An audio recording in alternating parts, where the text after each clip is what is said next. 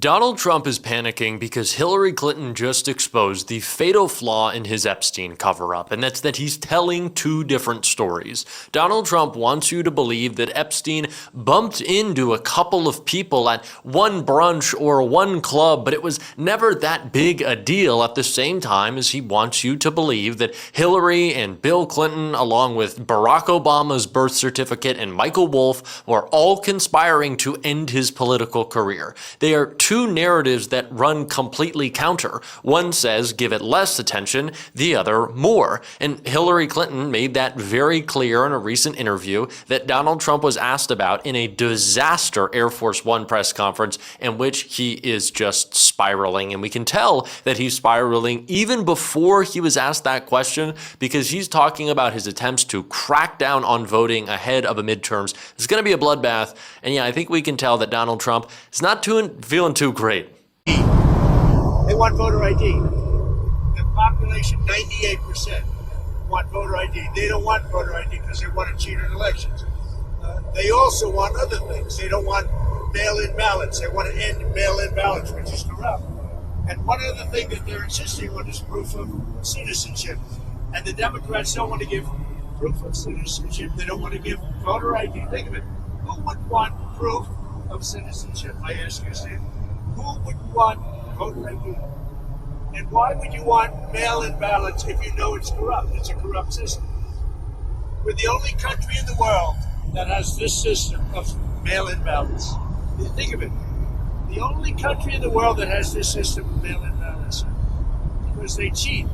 And the fact is they could never get elected if they ever changed. They know if you had voter ID, if you had proof of citizenship, they could never win an election. Let us make very clear what the SAVE Act is, because you're going to hear a lot about this from Republicans in the coming days and weeks. This is an attempt to keep anyone who they don't want to vote from voting, especially married women. If your birth certificate isn't the same as your current ID, they will do whatever it takes, as long as you're a Democrat, to stop you from voting. They also want greater reliance on passports as a means to identify yourselves. And why might that be? Who's in charge of those passports? Is it, I don't know, Marco Rubio, who all of a sudden, with a huge chunk of voter data that Donald Trump wants to get from Minnesota and Pennsylvania and Georgia, could allow his stooges to run through that list and say, well, if you're a Democrat and you're voting in Pennsylvania, do we want you voting in the midterms? No. Guess what? Your passport is not valid anymore. That is not outside the realm of possibilities. That stacks up quite nicely with what Donald Trump has been planning as of recently. And it's why Donald Trump was attacking the Democrats who are making the case against him, but also what he said about Hillary in this clip before we get to the question asked of him about the Hillary interview gives away the game entirely. You're going to have Ukraine talks tomorrow as well in Geneva with Witkoff and Jared Kushner. Yeah. What are you expecting there? Is there they're big talks. It's going to be very easy. I mean, look, so far, Ukraine better come to the table fast. That's all I'm telling you. We are in a position. We want them to come. And by the way, I watched AOC answering questions in Munich. This was not a good look for the United States. I watched Gavin Newsom answering questions in Munich, and this was a bad look for our country. These two people are incompetent, and at least Hillary's competent. So Donald Trump, I think we can all agree, doesn't like Gavin Newsom. He doesn't like AOC.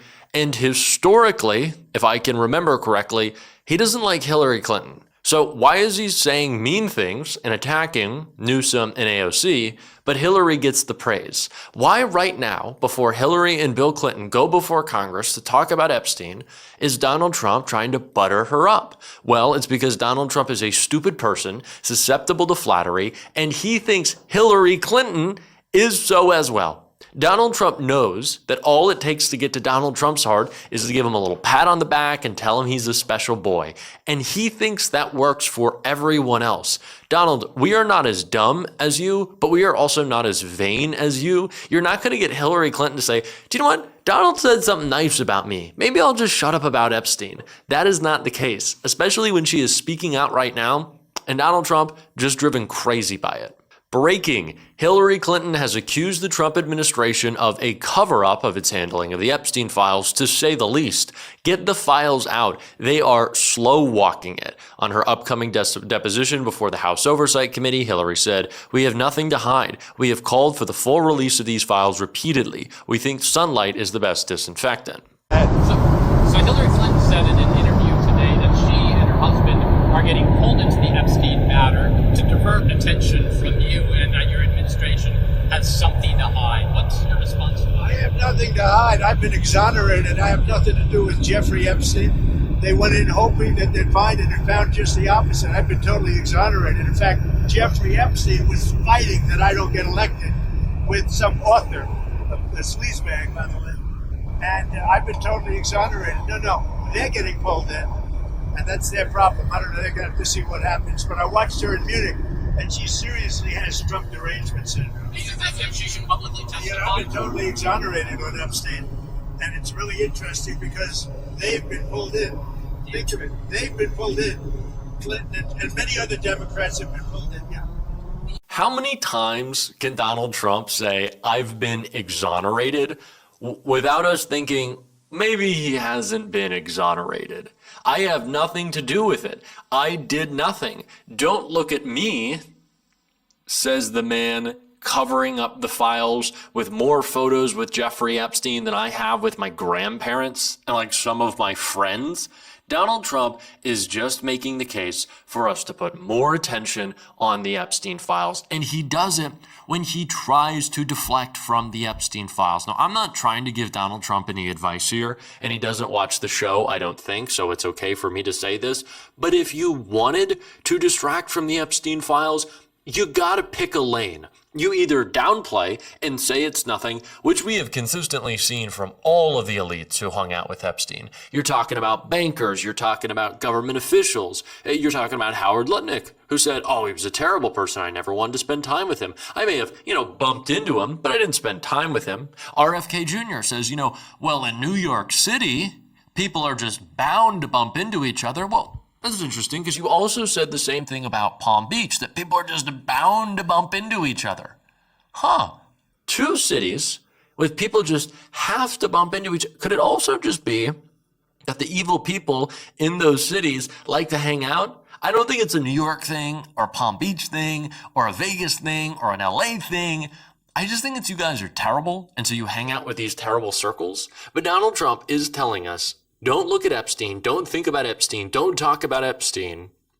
But also, Hillary Clinton and Bill Clinton need to tell us everything they know, because it's actually brought out, more information about Democratic crime. Okay, Donald, you're the law and order guy, right? You talk about law and order. You, Kash Patel, Pam Bondi, Todd Blanchard are going to be cracking down. Go get those Democrats. We've already said, Bill and Hillary Clinton said, release the files. Many Democrats, obviously, in the House and in the Senate have said, yeah, we want Democrats prosecuted if they broke the law. So you have our seal of approval. If you want to go get those Democrats, and you claim to, put people in cuffs. We're waiting. When's it going to be? When are you going to do it? Oh, is it because you're lying? Okay, great. But even if Donald Trump wasn't lying, again, suggesting that there need to be prosecutions when Pam Bondi is refusing to prosecute is an indictment of your own failure, right? You would be implicating yourself in and around the Epstein files in a new way. It's kind of ridiculous how bad they are at messaging this. It's crazy to me that they don't have a coherent line, right? And especially is when you have someone like Megyn R. Kelly, former Fox host turned bad podcaster. We beat her out in the rankings, so it's okay. But who is always talking about the PR failure of the Epstein files, which is how these people view it. They think that this is a PR problem. We got to fix our PR around our pedo president. If we could just have a couple of good photo ops, that'd fix everything. It's not gonna. We're not upset about the PR. We're upset about the trafficking and the torture videos and the crime and the elites who are still in power. France just opened up like an independent, huge, well-funded investigation of everything in the Epstein files.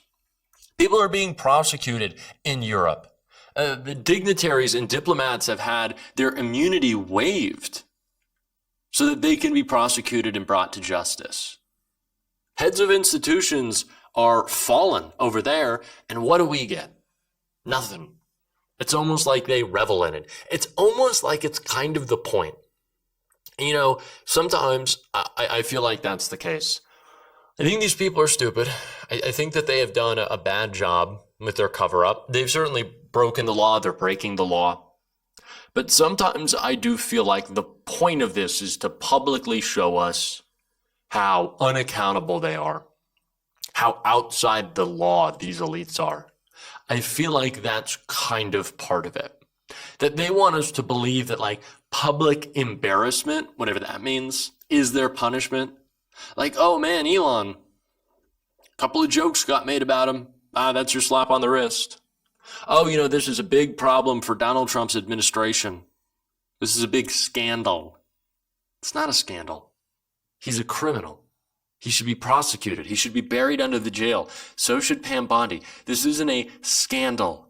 This is not a tan suit. Fucking serious? And I think that's the language sometimes that they want us to use. I really do. I think that in some ways they're kind of okay with this just a little bit. Because ultimately, they just want to act outside of the law. And so if they do here and succeed, what's ever going to stop them? What's ever going to stop them from going forward? It is why this is the most important thing. And I can't remember how long in our country.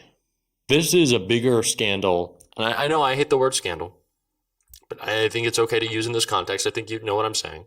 A bigger presidential scandal than anything else. Bringing accountability here would shift the country as we know it. And it is the most important thing we can do. And it is the most important thing we can talk about in the correct language. And I'm not a little language stickler because I want to talk down at anyone. I'm a language stickler because it's important to remember how bad this is. And the media is deliberately trying to get us to forget that. When Todd Blanche says it's not a crime to party with Epstein, he wants to change your perception fundamentally of what is happening. We need to be hair on fire. We certainly are going to be on this show. I've got plenty of hair to have on fire, and calling this bullshit out and calling these criminals out. And if you want to support that, as always, you can hit that subscribe button, leave a like on this video. If you stuck around to the end, drop a blue heart in the comments. Keep on fighting, y'all. Don't let them silence you. Until next time, I'll see you soon.